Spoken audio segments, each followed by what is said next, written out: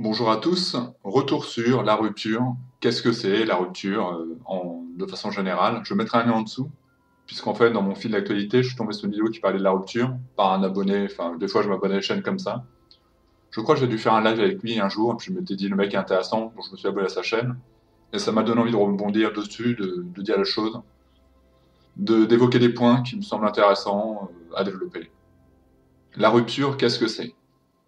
Bah, la rupture, a priori, c'est le moment où vous êtes en couple, où vous êtes heureux, où vous partagez tout, où vous êtes échangé les mots doux. Il peut y avoir différents stades dans la rupture, hein. Vous êtes peut-être marié, peut-être fiancé, peut-être simplement amant depuis très longtemps. Vos corps excellent, votre âme aussi, tout est au diapason. En tout cas, j'ai l'impression que vous vivez quelque chose de merveilleux, d'extraordinaire. Il y a des mots doux, peut-être que c'est la première fois qu'on vous dit je t'aime, ou la première fois qu'on vous dit je t'aime de cette façon-là. Enfin, il y a quelque chose qui fait que. Et puis la rupture arrive.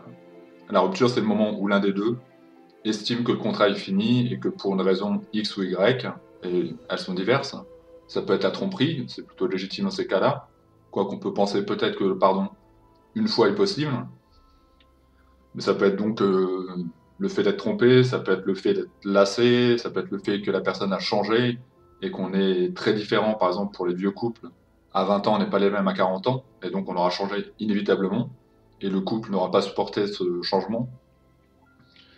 Il y a autant de raisons de rupture qu'il y a de raisons de se rencontrer finalement. Il y a de multiples raisons et tout est bon pour amener à la rupture. Je pense qu'il n'y a pas de, il n'y a pas de schéma habituel pour la rupture.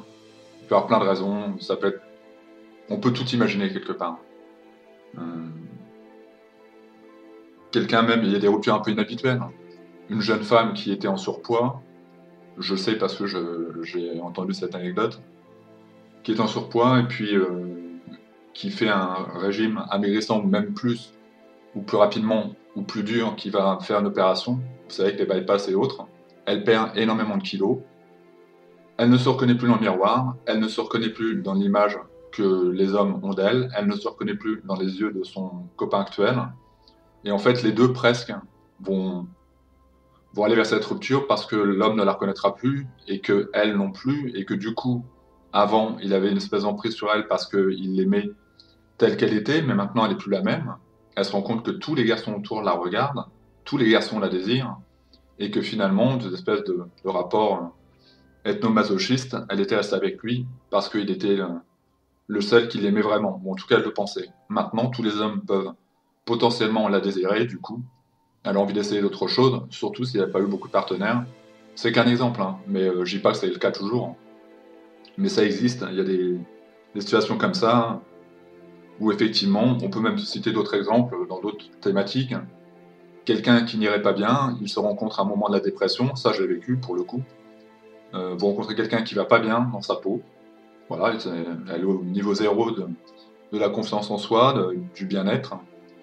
Et puis quand même si vous allez retaper la personne par des mots, par du temps, par de l'amour, par de la tendresse, par de l'affection, par des erreurs aussi, parce qu'on n'est pas thérapeute. Et puis la personne va aller mieux. Et lorsqu'elle va aller mieux, là c'est un psy qui a pu me le dire, elle allait mieux, donc elle a repris son envol.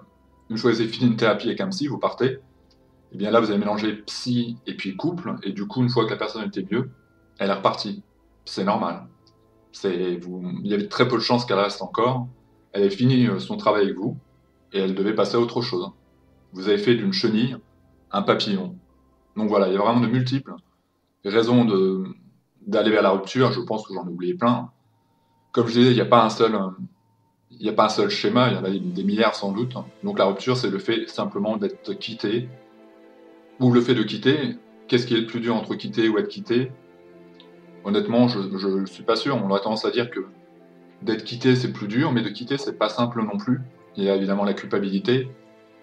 Il y a la réflexion après. Je sais que moi, j'ai déjà quitté, je l'ai fait une fois dans ma vie. Généralement, j'ai été quitté, et j'ai quitté une fois. Je m'en suis voulu beaucoup, mais au moment où je l'ai fait, il fallait que je le fasse. Je m'en suis pas voulu d'avoir quitté. Je m'en suis voulu d'avoir attendu aussi longtemps pour dire des choses que je pensais vraiment et que je le cachais. Et par la suite, il n'y a pas eu reconstruction tout de suite. Vraiment, j'ai quitté pour être seul, pour me poser pendant 4 ou 5 ans. Vraiment, bon, la nana n'a pas de nouvelles de moi, mais si elle s'est dit c'est pour aller vers une autre fille, pas du tout.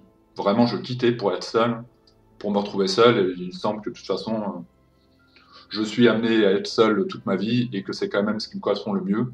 Donc c'était pas du tout pour être avec une autre nana, mais pour me poser, pour réfléchir, pour faire une thérapie, ou même si vous ne faites pas la thérapie, encore que je conseillerais de la faire, pour se poser vraiment, dire là, waouh, je vais réfléchir. J'étais avec elle, je me sentais pas bien, j'étais pas heureux d'être avec elle, ça devenait presque malaisant d'être avec elle. Et c'est pas elle, symboliquement, c'est les femmes en règle générale, c'est le couple en règle générale, donc il y a un moment où il faut se dire, plutôt que de faire souffrir l'autre et un autre potentiel qui va arriver, posons-nous, essayons de réfléchir, et puis on verra après ce qu'il en est. Donc voilà ce qu'est la rupture. Symboliquement, c'est ça, c'est le fait d'être quitté, ou de quitter un partenaire qu'on aimait, ou qu'on pensait aimer. Pourquoi est-ce qu'on souffre lorsqu'on est quitté? On va prendre le cas de on est quitté, c'est plus simple. Pourquoi est-ce qu'on souffre? À mon avis, jamais pour les bonnes raisons. Et souvent pour des choses qu'on n'arrive pas à cerner vraiment. Moi je pense, mais ce n'est que mon avis, que c'est lié à des blessures d'enfance. Je connais cette intensité de la relation amoureuse, je ne la reconnais que dans une chose, c'est dans le rapport d'une mère aimante, je précise, avec son enfant. On voit lorsque la mère s'en va, l'enfant est mal, lorsqu'elle quitte la pièce, elle a besoin de ce contact fusionnel, elle a besoin de cette osmose avec l'enfant. Et à mon sens, la rupture nous rappelle les blessures qu'on a eues en enfance, les séparations. Et on va même pas parler de séparation, on va parler d'abandon, de sentiment d'abandon. On se sent abandonné, on se sent seul, mais évidemment, dans ces cas-là, il y a différentes façons de réagir. Il y a des gens qui, pendant un certain temps, ça peut même être une journée, il y a des gens qui peuvent très vite se remettre, mais qui vont se dire que le monde est large, que c'est un grand vivier, et qu'ils ont vu plein d'autres belles truites qui passaient tout autour, et que du coup, oui, ils étaient bien avec cette jeune femme, mais que quand même, il y a aussi plein d'autres belles femmes très intéressantes. De plus, elle aimait beaucoup faire les boutiques. Il aimerait bien quelqu'un qui ne fait pas les boutiques en permanence, ou bien elle avait tel ou tel défaut, il se dit que peut-être ailleurs il pourra trouver quelqu'un d'autre. Ça, c'est des gens, je ne sais pas quel pourcentage ils représentent, c'est des gens qui ont confiance en eux, et quand on a confiance en eux, en soi, il n'y a pas de rupture. Il y a rupture, mais en soi, c'est pas un drame. Il y a rupture, mais on se dit que de toute façon, une de perdue, 10 de retrouvée. Je mets au féminin, vous avez bien compris que ça va dans les deux sens, évidemment. Et qu'on pourra retrouver quelqu'un et que ça pose pas de problème. Enfin, j'ai eu souvent ce discours avec des amis qui me disaient ouais, c'est arrivé, bon bah je serais triste. Mais en même temps, t'as vu toutes les nanas qu'il y a, t'as vu toutes les bombes qu'il y a un peu partout. Elle avait des petits seins et puis des petites fesses. Moi, je voulais avoir des gros seins et puis des. Ouais, pourquoi pas, après tout, t'as raison. Je complètement autre chose après elle, je veux complètement changer. Il y avait tel ou tel truc qui me plaisait pas, enfin voilà. On peut aussi imaginer que c'est une chance et puis se dire maintenant au moins je vais plus être fidèle, maintenant au moins je vais plus être fliqué. Et souvent quand j'en parle avec des personnes comme ça en couple, ils me disent si je me retrouvais seul, ce que je fais c'est que je me mets tout seul, célibataire, mais je me tape un maximum de nanas. Qu'on s'entende, hein. C'est-à-dire des nanas qui le savent, où il dira pas qu'il est amoureux, il dit voilà, je prends ma liberté, j'aurais du mal à me priver d'être avec des femmes, mais je vais me faire plaisir, ça me permet d'oublier, et oui, ça va permettre d'oublier. C'est-à-dire que vous prenez même le plus désespéré des désespérés qui vient de se faire larguer, qui n'a pas tellement confiance en lui, mais qui est quand même capable de faire des pas en avant, vous le mettez sur une île déserte, dans une émission de télé-réalité, et ça a déjà été le cas, bon, c'est pas des timides, mais en tout cas, ils étaient dans une grande rupture amoureuse, au bout de 4 jours, ils ont oublié leur belle. Ils en ont rencontré 4 autres, et ils les aiment tout autant, et ils ont envie de tout autant de les découvrir. C'est de, c'est du passé. Pourquoi? Parce que ils se sont rendus compte qu'effectivement, une de perdue, 10 de retrouvée. Donc le vrai problème de la rupture, c'est que souvent on manque de confiance en soi, soit on l'a perdu, lié à la liaison amoureuse qu'on a vécue, soit on l'a jamais eu. Très souvent c'est le cas, on rencontre quelqu'un et on pense qu'on grandit au travers de la personne, mais en fait on n'était pas confiant. Et quand elle repart, elle nous a pris notre confiance qu'on n'avait pas. Donc je pense que c'est surtout une histoire de reconstruction, de comprendre pourquoi on est comme ça. Et que quelqu'un qui ne serait pas timide, qui ne serait pas dans ce manque de confiance, il va se dire bon bah voilà, je me suis fait larguer, mon ego en a pris un sacré coup, c'est clair. Je peux dire des mots méchants sur la nana, mais t'as vu la nana là-bas attablée au café, je vais aller lui parler, et puis il y a des chances que je reparte avec elle et avec son numéro. Et il aura très très vite oublié son ex, c'est évident. Beaucoup de gens fonctionnent comme ça, et tant mieux pour eux quelque part. Ils ont bien raison de ne pas s'attacher à quelqu'un qui veut plus d'eux. Et la personne ne pourra pas être jalouse puisqu'elle l'a quitté, ou vous voyez, c'est normal, c'est la vie qui continue. Donc on ne souffre pas tous de la même intensité. Mais c'est lié vraiment à notre background émotionnel, notre background familial, qui fait qu'il y a aussi ça, il y a aussi la répétition des choses. On peut très bien souffrir beaucoup d'une rupture parce qu'on a connu ça par nos parents, qui se sont séparés à un moment dans notre vie, et du coup, ça nous fait une espèce de rappel de ce qu'on a vécu. Mais pour autant, non, on ne souffre pas tous de la même intensité, et c'est lié, comme je disais, à la confiance en soi, à la confiance qu'on donne. Il y a un film comme ça, il faut que je me rappelle maintenant, qui parle un petit peu de... C'est un homme qui a 40 ans et quelques, qui a vécu toute sa vie avec sa femme, ils ont eu des enfants, et puis ils se séparent. Il est complètement désespéré, et donc il se retrouve sur le marché des célibataires, quoi, finalement. Il va aller dans un café, il a complètement perdu les techniques, peut-être qu'il l'a jamais eu d'ailleurs, et du coup, on va comprendre que cet homme n'est pas capable, il n'est pas capable de surmonter sa rupture, parce qu'il est tout simplement pas capable de séduire. Et il va être pris par une espèce de coach, qui est joué par Ryan Gosling, qui va lui dire, finalement, si jamais vous voulez vous reconstruire, parce que là, je vous vois, vous êtes super mal, vous voulez oublier votre femme, c'est possible, et je sens que vous avez l'envie d'aller vers d'autres femmes, vous n'avez plus les techniques, je vais vous apprendre les techniques. Et progressivement, en faisant ça, il va gagner confiance en lui, il va aller mieux, et dans le film, ça lui donnera peut-être l'opportunité de retrouver sa femme, parce qu'il aura changé, qu'elle va dire, ouais, t'as changé, tu es comme quand je t'ai connu lorsqu'on était ado, je retrouve la même verve en toi, et du coup, peut-être qu'on peut se réaimer. Je cherche le nom du film, je le connais par cœur en plus, hein. Bon, je vais faire un ellipse et je vous dis après quel est ce film. Très bon film, qui parle de ça, hein, à mon sens, de quelqu'un comme ça qui manque de confiance, qui a acquis la confiance dans son couple, mais juste dans son couple, hein. Il a réussi à faire des enfants, enfin voilà. Le couple était stable, mais le couple est parti, et le mec se retrouve avec ses blessures d'ado, où il ne savait pas séduire, où il ne savait pas parler aux femmes, où il n'était pas capable d'être un séducteur. Et quelque part, on devrait, en permanence, même en couple, alors c'est un jeu dangereux évidemment, mais on ne devrait pas oublier de séduire. On ne devrait pas oublier de plaire, et pas simplement à son partenaire, mais à tous les hommes et toutes les femmes, sans pour autant franchir le cap. C'est important parce qu'il ne faut pas donner tout à cet homme ou cette femme, et que le jour où elle partira, si jamais il ou elle doit partir, vous vous retrouverez tout seul. Or, si vous avez entraîné la séduction, a priori, vous pourrez continuer. Ce sera une continuité du truc, et vous direz, j'ai eu raison de m'entraîner, j'ai eu raison de continuer, j'ai eu raison de vivre tout simplement, d'être sexy pour un homme, pour une femme, de plaire, parce que maintenant, eh bien, il va falloir que je mette ça en pratique, et si j'avais arrêté, je serais complètement dépassé. Ce serait un petit peu comme un animal qu'on a nourri toute sa vie, et ça arrive, et qui se retrouve démuni. À un moment, on dit, bah voilà, il faut le laisser dans la jungle, on ne lui donne plus à manger, et l'animal, il est perdu. Il a été habitué à manger dans la main de l'homme, et quand on ne peut plus le nourrir, il va se laisser mourir, et les gens reviennent, ils disent, bon bah, on peut pas, il faut qu'on continue à le nourrir. Il a été habitué, il ne sait plus faire autrement, il a perdu un peu son aspect prédateur, quelque part, parce que la séduction, il y a le côté prédateur, il y a le côté aussi des gènes et autres, qui doit parler, le côté mâle alpha de l'homme, le côté testostérone, qui fait que l'homme doit avoir envie d'aller vers la femme. Il est plus normal qu'à un moment, il n'ait plus cette envie. Évidemment, comme je disais, quand vous êtes en couple, vous pouvez vous mettre interdit ou pas. Logiquement, vous mettez interdit, vous êtes en couple, vous respectez l'autre, mais vous ne devriez pas oublier que potentiellement, vous pouvez avoir envie de séduire et qu'il vous faudra peut-être séduire de nouveau, et que donc, c'est pas un truc à mettre sous le coude. Il vaut mieux le garder là, en permanence. Et ça peut plaire aussi aux femmes, ou aux hommes. Ça peut plaire de voir que vous avez un partenaire ou une partenaire qui aime plaire, mais malgré tout, c'est votre partenaire. Et elle le dit bien, je suis à toi, entre guillemets, c'est toi que j'aime.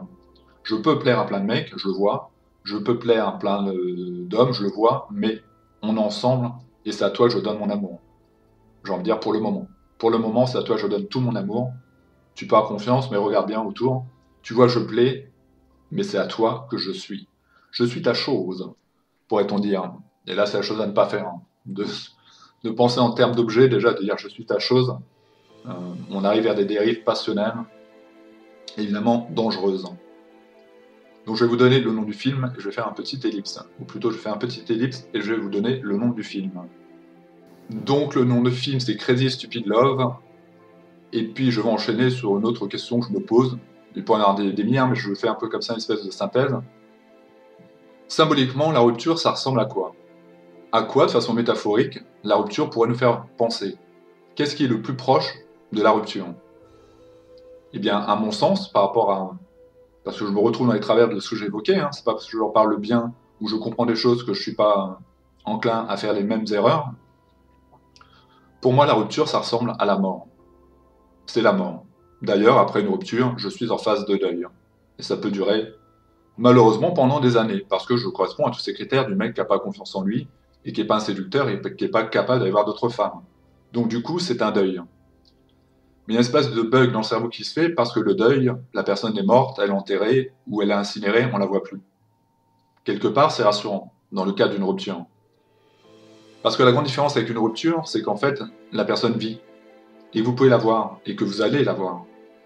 C'est pourquoi d'ailleurs on dit que c'est quoi la phrase cliché qu'on dit, mais qui est assez vraie? En gros, il faut prendre de l'espace, il faut aller loin de la personne. Bah, je sais plus, il y a une formule toute faite comme ça, mais c'est vrai. Effectivement, vivre sa rupture dans la même ville que la personne qu'on a aimée, c'est très complexe. Alors que si vous déménagez, vous allez gagner 2 fois plus de temps, de liberté, et vous allez vous reconstruire 2 fois plus vite, voire 3 fois plus vite. Hein. Parce que ce mort que vous pensez qui est mort, qui vous a tué, qui vous a mis dans un état de deuil, vous le voyez régulièrement. Et le pire, c'est qu'en plus, parfois, et très souvent, et même quasiment tout le temps, elle se retrouve ou il se retrouve en couple avec quelqu'un d'autre, et il a l'air très heureux ou très amoureux sans vous. Et donc vous pouvez penser, mais alors qu'est-ce que j'ai été?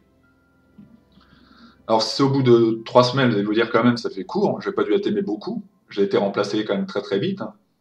Si c'est au bout de 3 ou 4 ans, vous pourrez penser, il y a cette datation, vous direz, bon bah là, a priori quand même si j'ai été largué, que ça m'a fait mal, la personne m'a aimé parce que vu le temps qu'elle a mis pour se remettre à quelqu'un, mais tout ça c'est qu'une bataille d'ego. Et finalement on n'est pas habitué à ça dans notre matrice, hein, parce que les morts ne se relèvent pas, les morts ne se réveillent pas, les morts ne sourient pas, les morts ne vivent pas, les morts ne font pas l'amour. Or, ce défunt-là, il continue à vivre, tout simplement. Il fait toutes les choses qu'il faisait avant. Et lorsqu'il a un chagrin d'amour, ça m'est arrivé de recroiser des ex à moi, elles étaient en chagrin d'amour, c'était pas pour moi, c'était pour le compagnon qui les avait quittés quelques mois avant. Vous êtes le mort en fait. C'est vous le mort, mais c'est vous qui vous êtes placé là. Hein. La personne n'a fait que de partir, elle ne veut pas que vous mouriez. Elle ne souhaite pas votre mort, ni symbolique, ni réelle. Et on pourrait justement penser, on dit, ouais, mais je l'aimais tellement, qui ne l'a pas dit, enfin, quand on est dans cette naïveté que je comprends, hein, mais je t'aime tellement, reviens, mon Dieu, j'ai été déposé un cierge, s'il te plaît, fais qu'elle revienne, je l'aime tellement, je l'aime tellement, je l'aime tellement, je l'aime tellement que le jour où je l'ai vu avec un autre, je l'ai haï. C'est quoi la logique? Si je t'aime, je t'aime. Si je t'aime, je veux ton bonheur, et donc si tu as trouvé ton bonheur ailleurs, ce que je souhaite, c'est ton bonheur. Or, je pense que son bonheur, il est qu'avec moi, donc c'est de l'égoïsme, ça peut pas être de l'amour. Et dans ces moments-là, on a presque envie de voir la personne mourir. En tout cas, on va avoir des pensées comme ça, très néfastes, très négatives. Et ouais, tu l'as vu, un tel, ouais, lui, j'en peux plus, vas-y, qu'il aille se faire, hein, voilà. Des insultes, je le préférais mort, enfin, c'est tout qu'on peut entendre. Parce qu'il nous semble complètement illégitime que l'autre arrive à être heureux avec un nouveau partenaire. Et comme je disais, on n'est pas habitué à ce que les morts revivent. Et que pour le coup, c'est pas des zombies, hein, ils ressemblent pas du tout à des zombies. On leur a pas administré un produit, ils ont l'air très heureux de ce qu'ils vivent. Par contre, ils ont l'air moins contents de nous voir nous. Ça les met toujours un peu mal à l'aise. Donc, pour moi, la rupture, ça ressemble à ça, à la mort, tout simplement. Et évidemment, clairement, les gens qui tombent dans ce cliché-là, qui n'ont pas confiance en eux, qui étaient trop amoureux, qui n'arrivent pas à se reconstruire, vont ne plus sortir de chez eux, vont fermer les volets, vont écouter de la musique triste. Combien de fois vous avez écouté de la musique triste? Trop, hein, ouais, je sais. Ils vont s'habiller en noir, enfin voilà, ils vont aller voir un psy qui va leur dire cliniquement, là, il y a un truc du deuil. Vous êtes en deuil. C'est normal, c'est quand vous êtes quelqu'un de sensible, c'est pourquoi vous êtes chez un thérapeute. Il y a le deuil de la relation, mais là, vous êtes dans une phase de deuil. Tout indique que vous êtes dans une phase de deuil. Vous êtes en train de me dire que vous mangez moins qu'avant, que parfois vous avez des crises de boulimie, ou au contraire, vous mangez beaucoup. Vous êtes dans une phase de deuil. Donc, vous êtes en train de célébrer, vous êtes en train de faire un passage, quelque part, de travail de deuil. Mais donc, la rupture ressemble bien à la mort. Après avoir connu la petite mort à l'orgasme, Maintenant, c'est l'autre mort, plus symbolique, mais tout aussi douloureuse. Et on pourrait sans doute évoquer plein de choses, mais j'ai pas toutes les idées en tête, mais le plus important, en ce qui nous concerne tous, parce que dans ces moments-là, il n'y a que nous qui nous concernons, un tel a le cancer, oui, mais moi je viens de me faire larguer, tu vois. Il y a des enfants au Sahel, oui, mais moi je viens de me faire larguer. Il n'y a pas plus grande souffrance puisque vous êtes en deuil. Comment on revit d'une rupture? Eh bien là, c'est complexe. Soit vous êtes dans le cas 1 et pour vous, c'est pas problématique, vous êtes beau gosse, vous êtes séducteur et les femmes vous plaisent. Peut-être vous avez perdu un peu la main, mais dans l'absolu, vous savez que vous allez pouvoir de nouveau reconquérir et trouver une femme plus belle, plus intéressante, avec d'autres qualités que votre partenaire n'avait pas. Second cas, et là malheureusement pour vous, vous n'avez pas choisi le bon camp, vous êtes de ceux qui sont en train de se larmoyer, vous êtes de ceux qui se lamentent, vous êtes de ceux qui regardent leurs cheveux et qui se disent « Oh, j'ai les cheveux blancs », vous êtes de ceux qui disent « Oh, j'ai un petit peu trop de ventre », vous êtes de ceux aussi qui peut-être sont laissés aller pendant la relation. Et du coup, je peux pas vous mentir, ça va être complexe. Et là, on prend des remèdes de grand-mère qui peuvent être la tisane pour dormir, pourquoi pas, mais surtout que le temps arrange les choses.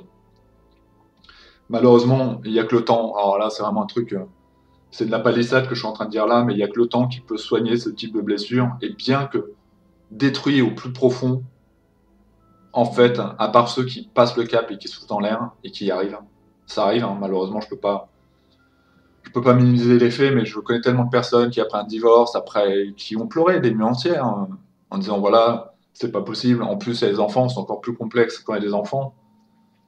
Mais on en a connu des gens qui disaient je pourrais jamais refaire ma vie, je pourrais jamais, je l'aimais tellement, il m'a tellement aimé, et puis 4 ans après, 2 ans après, 1 an après, selon le travail que vous allez mettre en place, selon peut-être si vous allez consulter un psy ou pas qui pourra vous aider, selon les activités que vous allez mettre en place, encore une fois, de sortir un maximum alors que vous n'avez pas envie, mais c'est pas grave. Peut-être que même en sortant, en ayant votre gueule déterrée, vous allez plaire à quelqu'un à la piscine ou au club de sport. Vous n'en aurez pas envie, mais l'histoire sera là. Il aura envie de vous reconstruire, il aura envie de bâtir quelque chose avec vous. Et donc, il y a que le temps. Et ces personnes-là, j'ai des exemples en tête qui disaient c'est pas possible, je peux pas. Maintenant, ils sont en couple avec un autre homme, et ils ont fait un nouvel enfant, et tout est heureux, et c'est fini. En plus, c'est une histoire de harcèlement et de peur. Néanmoins, il y avait, malgré la peur et le harcèlement, cette personne vit très très bien. Donc, il n'y a que le temps. Et après, comme je disais, pour moi, c'est pas un conseil subsidiaire. Si vous pouvez vous éloigner, c'est génial. Si vous pouvez éviter de croiser votre star ou votre starlet au magasin du coin, c'est quand même le meilleur moyen. Ah voilà, j'ai retrouvé le truc. Loin des yeux, loin du cœur. Voilà l'idéal pour se reconstruire après une rupture. Vous avez vécu une rupture douloureuse à Paris? Partez à Lille. À Lille, il y aura des nouvelles filles qui ne connaissent rien à votre histoire. Je dis des filles, mais vous avez bien compris qu'on peut tout aussi bien parler aux mecs, je parle aux deux. Et il y aura quelqu'un qui va être touché par ce que vous dégagez. Alors il va se dire, ouais, c'est vrai que cette personne-là, elle parle pas beaucoup. Elle a l'air un peu éteinte. Mais physiquement, déjà, elle me plaît. Et j'ai envie de comprendre pourquoi elle est éteinte comme ça, et j'ai envie de communiquer avec cette personne. Et c'est comme ça qu'on peut faire des amitiés, et c'est comme ça que plus tard, peut-être, quand vous aurez le temps de consolidation, vous pourrez de nouveau refaire un couple.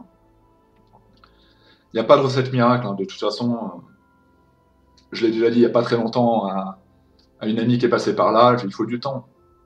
Tu vas souffrir, tu vas agoniser, tu as envie de te taper dans le ventre, tu as envie de te mettre la tête dans les murs, tu as envie de tuer ton partenaire, tu as envie de qu'il te prenne dans tous les sens, tu vas passer par plein d'émotions que tu ne comprendras même pas, mais finalement il n'y aura que le temps.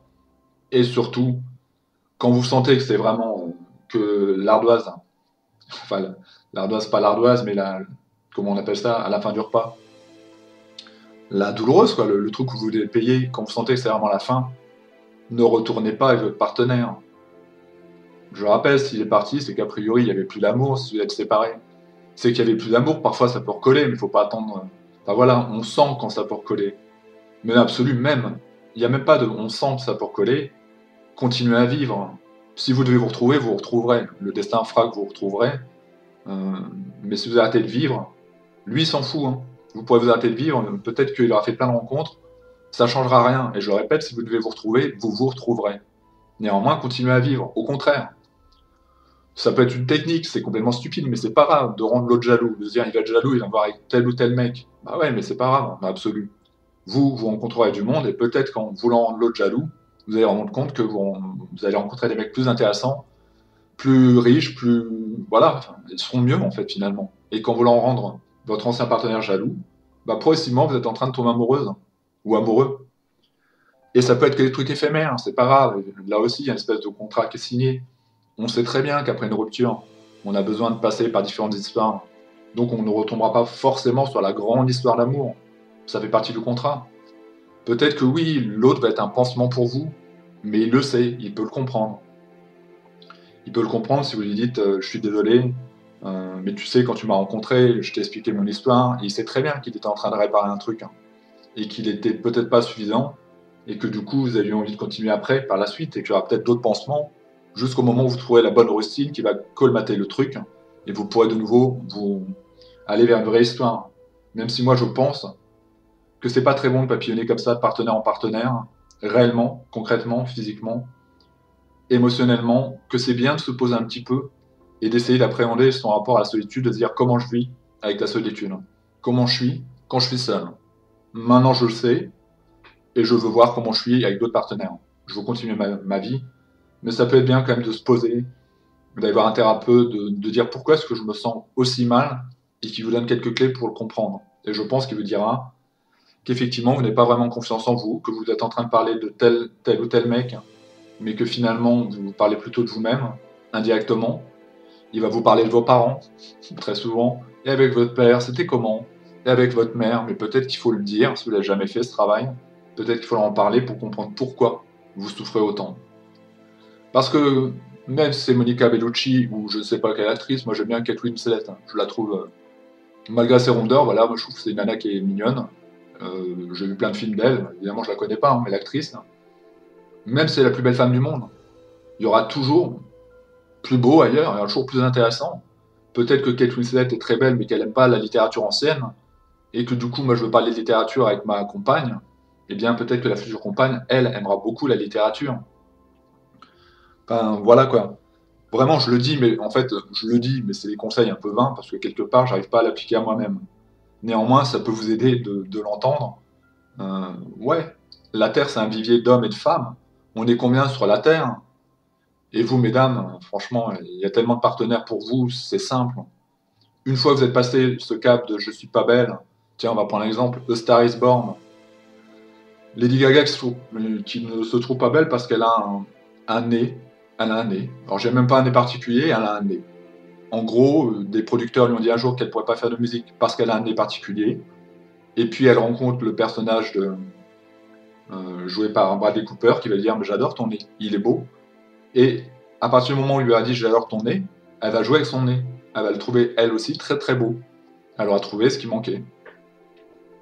Et vraiment, je pense qu'une fois qu'on a passé ce truc de la confiance, il y a trop d'hommes et de femmes pour ne penser qu'à une seule. C'est beau, c'est romantique, c'est idéaliste, mais ça finit souvent dans des drames, ce genre de choses. Et ça peut vraiment finir sous les rails d'un train, malheureusement. Alors que quelques mois après, vous auriez pu rencontrer l'amour. C'est pas, si vous suicidez pour, je pense pas qu'on se suicide pour une seule et unique raison. Je pense que c'est vraiment, là encore, plein de choses qui viennent s'accumuler. On pourrait dire que c'était la goutte d'eau. Mais c'est con, parce qu'après, vous n'aurez pas moyen de revenir dessus. On est d'accord, on est bien d'accord là-dessus. Et que finalement, avec un petit peu de temps, il y a des gens qui pourraient témoigner, qui diraient, bah, moi, j'étais au bout du rouleau, je l'ai fait, j'ai fait une TS, je me suis loupé, et puis, et des années après, j'ai rencontré un tel, et maintenant, on est en couple, on est mariés, on est heureux. Ça veut pas dire que dans quelques temps, ils se sépareront pas, mais c'est la vie, elle est comme ça, la vie, hein. Elle est pas tendre, elle est pas simple. Donc, il n'y a pas de vraie solution, hein, vous l'avez bien compris. Qu'est-ce qu'on pourrait donner comme conseil? Une rupture, oui, effectivement, de s'éloigner, je trouve ça pas mal.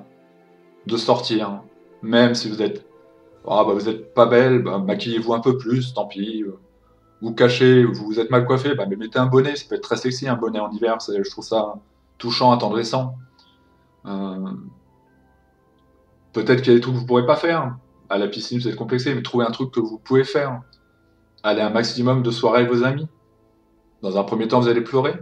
Et si vous pleurez beaucoup trop, vos amis vont vous le dire. Ils vont dire, tu me saoules un peu, t'es un peu gavant, tu me parles toujours de lui.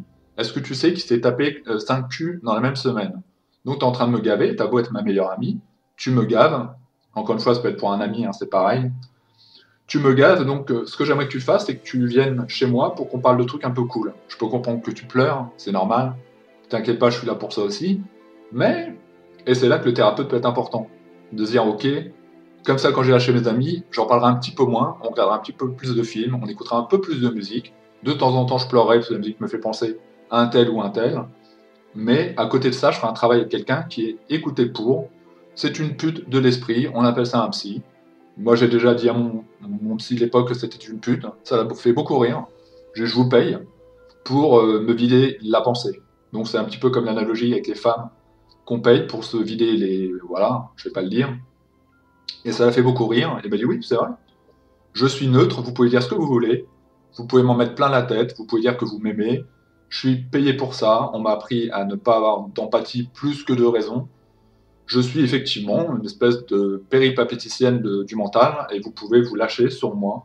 Dites la colère, dites le ressentiment, dites tout ce que vous ressentez. Si je suis une femme, dites que vous m'aimez. C'est normal, c'est partie des clauses. Il est normal que vous tombiez amoureuse de moi. Ça arrive très très souvent. C'est un nom en psychologie, hein. Mais enfin bref. Ils sont formés pour ça. Je cherchais le terme, je l'ai plus, donc du coup je vais pas le dire. Le transfert, voilà. Le transfert, le moment où vous allez commencer à prendre votre psy pour votre père, pour votre mère, pour votre femme, pour dire oh, en fait, je crois que je vous aime, ça y est, j'ai découvert, c'est normal, c'est la révélation, c'est.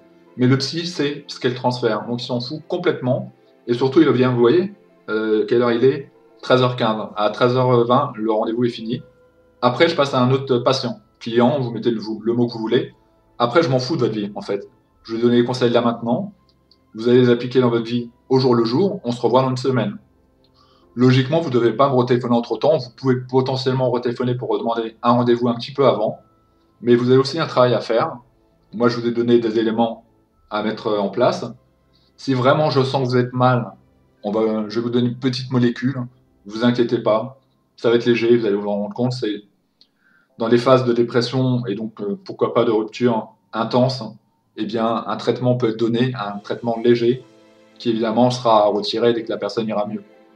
Beaucoup sont passés par là, ils s'inquiètent, non, je veux pas de traitement, je veux pas être... Non, mais t'inquiète pas, ça peut bien se passer, comme dirait l'autre. Il peut y avoir des traitements qui vont être plus légers, et surtout que le psy va surveiller, en fait. Et dès que vous allez aller mieux, il va diminuer les doses. Le but, c'est pas de vous abattre et de vous donner aucune énergie, c'est de vous permettre de passer ce cap et de pas faire une connerie, tout simplement. Donc voilà ce que je pouvais dire sur ce sujet sensible. Et bien que j'en parle tellement bien, et bien, entre guillemets, hein, et bien que j'ai tellement les clés, je sais que si je vivais une relation amoureuse de nouveau, je tomberais dans les mêmes écueils. Je garde un point essentiel quand même, parce que je le ressens précisément, c'est de partir loin. Alors loin, on s'en fout, hein, 60 km ça suffit. Hein. Même 30 d'ailleurs, hein, ça suffit. Il ne faut plus que vous voyiez la personne. Parce que la dernière relation, liaison que j'ai eue, quand c'est juste à côté, à l'école d'à côté, c'est un petit peu pénible et compliqué pour les deux, je pense. Et du coup, ça, c'est quand même le bon conseil à prendre. Et pour le reste, bah, il n'y a que le temps, finalement. Il n'y a que le temps. Le temps, les amis, évidemment. Consolidez-vous auprès de vos amis. Des chaînes YouTube qui peuvent aider. Peut-être comme là, je vous ai peut-être aidé par quelques conseils, mais je ne suis pas le seul. Vous tapez rupture sur YouTube. Pas les gens qui vont vous dire comment vous suicider, hein, parce que ça m'est arrivé d'aller sur les forums où le mec s'appelait Satan. Il donnait tous les conseils pour se suicider. Merci Satan, je t'apprécie vraiment, t'es vraiment un mec adorable. Donc, il expliquait, voilà, vous prenez telle ou telle technique. Attention, que ça pourrait ne pas fonctionner. Je ne parle pas de ce type de conseils-là. Je parle des gens qui l'ont connu. Parce que qui n'a pas connu une rupture? Comme je disais, à différents degrés, on peut le vivre de différentes façons. Il y en a qui vont rire de vous. Hein. Il y en a qui vont dire, mais attends, mais qu'est-ce que tu me fais, mec? T'es sorti avec elle 3 mois et tu me pètes les couilles depuis 4 ans, c'est plus possible. Arrête tes conneries. Mais en même temps, il sera que vous êtes complètement complexé avec les femmes. Et dire, bah oui, ouais, mais je te dis ça. Je te dis ça, mais je te parle de mon point de vue à moi, et moi je suis un séducteur, donc forcément. Mais je comprends pas, je comprends absolument pas ce que tu me dis. Je comprends pas pourquoi, quand tu écoutes une musique triste, tu te mets à pleurer en pensant à elle. Elle est en train de se faire défourailler. Et c'est normal, c'est de la vie, c'est pas qu'elle t'en veut. C'est juste qu'elle exulte, qu'elle est encore belle, qu'elle a envie de plaire, qu'elle va vivre des relations passionnées, qu'elle va vivre des ruptures, mais elle vit tout simplement. Et toi, tu t'es arrêté de vivre. Et moi, je peux pas le comprendre, parce qu'en tant que séducteur, bah, ton approche, je la comprends pas. mais c'est votre ami, il comprendra que vous êtes comme ça, que ça fait partie de votre complexité et que on est tous différents face à Cupidon et face à l'amour et puis à ses travers finalement. Donc voilà, merci à vous et à bientôt. Je sais pas pourquoi j'ai cette vidéo, quoique si, j'ai rêvé d'une ex cette nuit. C'était pas agréable du tout, c'était pas agréable. Une personne que j'ai quittée pour le coup, mais enfin ça change rien à mon ressenti, c'est peut-être pourquoi j'en parle aujourd'hui. Puis après je suis tombé sur la vidéo de cet homme, je mettrai le lien en dessous. Et ouais, c'est intéressant d'imaginer. Il parlait à un moment de créer une page Facebook, comme ça peut être cool. Je le ferai pas, hein, mais ça peut être cool, pourquoi pas. Après, des modérateurs quand même intelligents, des gens qui seraient quittés, qui seraient fait quitter. Je sais pas. Ça pourrait être le mur des lamentations, ça pourrait être catastrophique, le fait que plein de gens tristes aillent parler entre eux. Ou peut-être qu'au final, ça irait aller mieux. Peut-être que parmi ces gens-là, il y a quelqu'un qui irait mieux et qui donnerait des conseils et qui dirait bah écoutez, je suis passé par là et je connais le truc, j'en sais rien. Comme une thérapie de groupe, mais sur les réseaux sociaux. Du coup, vous êtes anonyme et peut-être qu'après vous pouvez faire des rencontres et puis vous êtes anonyme, vous pouvez sur les réseaux sociaux être anonyme. Après, si jamais un tel ou un tel, ça match un peu plus, moi ça m'est déjà arrivé, hein, d'être sur des forums comme ça et puis on ne sait pas pourquoi, il y a quelqu'un avec qui on sent qu'il y a un truc qui se passe, une connexion. Et progressivement, même si on est anonyme, on va avoir envie de montrer son visage, et puis de parler davantage, et puis de reconstruire une histoire qui sera tout aussi chaotique que les autres, mais vous avez oublié celle qui vous a amené sur le présent forum. Donc ça peut être une idée, des forums comme ça, pour débattre de ces peines de cœur. Ça me fait penser à l'époque justement où moi j'étais dans la thématique suicide, hein, comment réussir son suicide, où j'allais sur le forum de Jean-Luc Delarue, ça se discute, hein, où les gens parlaient de leurs problèmes. Alors il y a différents forums, et là c'était thématique suicide, c'est là où j'ai rencontré Satan, que je salue bien. Et c'était plaisant parce que du coup, bah, on pouvait échanger, on pouvait parler des peines de cœur, on pouvait prendre des conseils de ci, de là, de ceux qui avaient fonctionné, de ceux qui fonctionnaient moins bien. Les gens pouvaient s'échanger, pouvaient dire, non, quand ça allait trop mal, quelqu'un qui pouvait dire, va voir un psy, bon, tu me fais peur là, tu m'inquiètes, va voir quelqu'un, va te faire aider. Et même hospitaliser, tu sais, c'est pas un mal.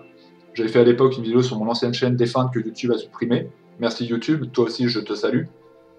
Où je parlais de la psychiatrie, est-ce qu'il faut y aller? Eh bien oui, parfois il faut y aller. Il faut choisir. Plutôt que d'aller dans un hôpital psy où vous êtes traité peut-être pas comme il le faudrait, vous pouvez choisir d'aller dans une clinique psy, vous allez prendre du temps. On peut appeler ça une maison de repos, on peut appeler ça comme on veut, mais parfois ça fait du bien de se poser avec des gens qui ont des problématiques comme vous, et puis des infirmiers et des médecins qui vont regarder au jour le jour et au cas par cas vos problèmes et vous donner des solutions. Et en l'occurrence, l'ami dont je parlais tout à l'heure, qui est toujours anonyme, hein, je garde l'anonymat, c'est Anonymous. Elle est passée par une clinique psy, peut-être sans doute liée, en tout cas je suis en droit d'espérer, à la vidéo que j'avais fait sur la psychiatrie, où je parlais de mon parcours à moi. Et elle s'est retrouvée là-bas, et elle m'a dit, quand j'en ai parlé avec elle, par SMS, en fait, elle était à la clinique, et puis moi j'étais sur mon ordinateur, et elle me disait, je suis pas là par hasard. Je sens que je suis pas arrivé là par hasard, et ça me fait du bien d'être là. Il y a des gens vraiment bien, il y a des ateliers, ça me fait du bien de parler, ça me fait du bien de... Elle est sortie, on n'en a pas parlé, elle va mieux. Elle a passé son permis, chose qu'elle n'arrivait pas du tout, elle n'arrivait pas à avoir son permis, quoi, elle était trop angoissée. Elle a pris un nouveau logement, son ancien amour est oublié, je pense que là aussi, vous êtes sûr que c'est vraiment votre copain qui fait que vous avez envie de mourir? Moi je crois pas. Alors pour le moment vous me dites oui, oui, oui, mais on va travailler un petit peu, je pense qu'on va découvrir d'autres choses. Je pense qu'on va découvrir d'autres choses beaucoup plus intéressantes que ce mec. Et dans quelques temps, ce mec, vous allez lui bûcher à la gueule. Ça, je peux pas vous le dire parce que je suis psy, mais vous verrez que dans quelques temps, vous allez dire que c'était de la merde. Ce qu'elle m'a dit. Et effectivement, ce mec-là, c'était de la merde. Enfin, vraiment, mais de la bonne, profonde merde. Le mec dangereux, qui avait rien d'intéressant, mais quand on est amoureuse, c'est comme ça. Donc voilà, si cette vidéo peut aider quelqu'un, je suis pas psy, le conseil premier que vous devriez donner à tout le monde quand vous sentez quelqu'un dans un grand désarroi, c'est d'aller voir un psy, de bien le choisir, parce que ça peut aussi être tout aussi douloureux de tomber sur un psy qui n'est pas très efficace, qui n'est pas très éthique, ou qui est pas bon tout simplement, j'en ai connu hein, quand même. Mais un bon thérapeute, ça peut être bien pour se poser, pour poser les bases, pour qu'il vous dise, voilà, vous me parlez d'un tel, mais un tel, c'est accessoire. Moi, je crois que vous me parlez de vous, mais vous n'allez pas le dire vraiment. Moi, je crois que vous me parlez de votre père, mais vous voulez pas le dire vraiment. Vous me parlez de votre mère, mais vous voulez pas le verbaliser. Donc, on va parler un petit peu de tout ça, puis après, vous verrez que c'est pas si important que ça, et que votre sentiment d'abandon par rapport à vos parents, par contre, a l'air plus important que la rupture que vous vivez en ce moment. C'est vrai que très souvent, on retombe sur les mêmes bases, mais parce que c'est souvent les choses qui sont vraies, quoi. La rupture d'abandon, le sentiment d'abandon. Pour un bébé, il y a rien de plus terrible. Je parlais des gens qui se laissent mourir après une rupture. Il y a des bébés qui se laissent mourir quand leur mère s'occupe pas d'eux. Ça a été prouvé. Il y a des travaux de Boris Cyrulnik à l'époque sur la résilience qui montraient l'importance de la mère dans les premiers jours. Et aussi la résilience, qui est ce facteur qu'on n'a pas tous, de vivre des drames incroyables. Je ne parle pas d'une rupture, hein, pour le coup, là vous êtes un petit peu. Vous n'êtes pas classé pour la suite des événements, mais de drames incroyables, genre des guerres civiles ou autres, où des gamins vont se détruire, ils vont finir dans la drogue, et pour les filles prostituées par exemple, et où d'autres vont devenir avocats, médecins, enfin voilà, ils vont complètement passer par autre chose. On appelle ça la résilience. Malheureusement, la résilience, on ne sait pas comment l'activer, on ne sait pas pourquoi des personnes en ont beaucoup et d'autres n'en ont pas du tout. Ça, c'est un truc inexplicable. Peut-être qu'on le déterminera un jour, peut-être qu'il y a au cerveau, certainement. Enfin voilà. Merci à vous et à bientôt. C'était Retour sur la rupture et je mettrai le lien à la vidéo en dessous qui m'a donné envie d'en parler à mon tour. J'ai pas le même point de vue, enfin, à tous les niveaux, quoique c'est intéressant quand même. À un moment, il évoque le côté molécule du bonheur. C'est pourquoi je parlais des traitements qui peuvent être importants.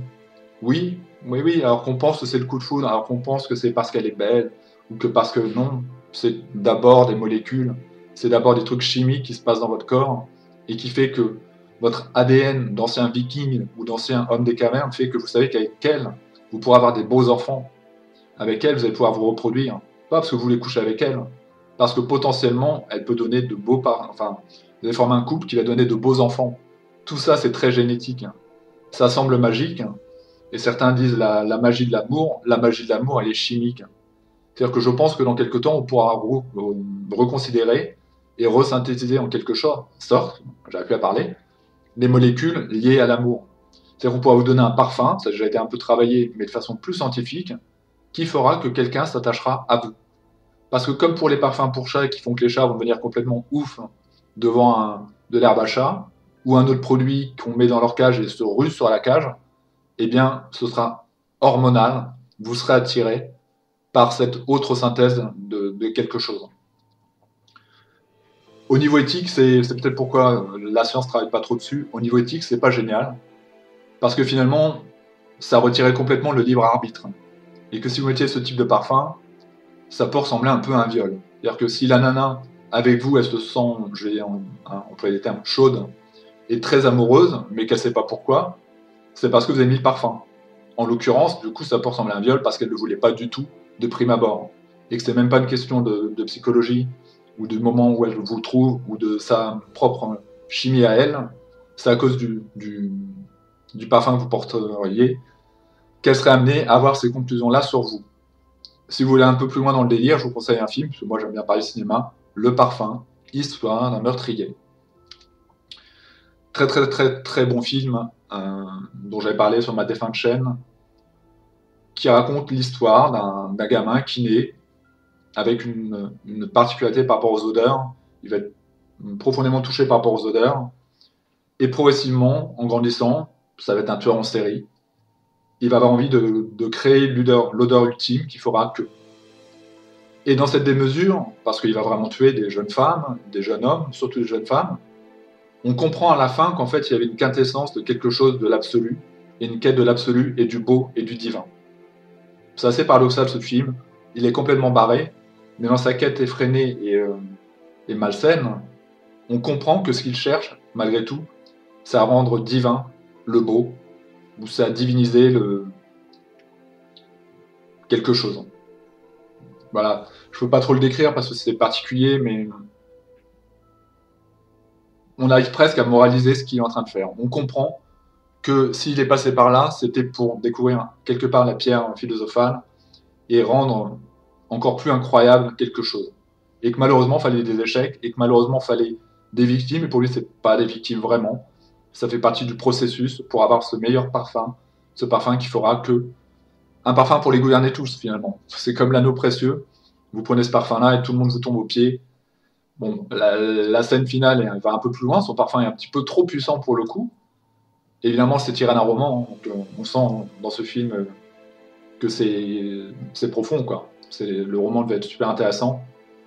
Le parfum, Histoire d'un meurtrier, ça parle un petit peu de ça. Ça parle des phéromones, ça parle bien avant l'heure. Ils avaient pensé aux phéromones, ils avaient pensé à la chimie, ils avaient pensé à l'alchimie, et ils voulaient trouver cette odeur idéale qui fera que vous pourriez renouveler votre idéal idylle. Même si éthiquement, c'est quand même pas le top. Merci à vous et à bientôt. C'était La Rupture. Qu'est-ce que c'est? Ou La Rupture, tout simplement. Merci à vous et à bientôt.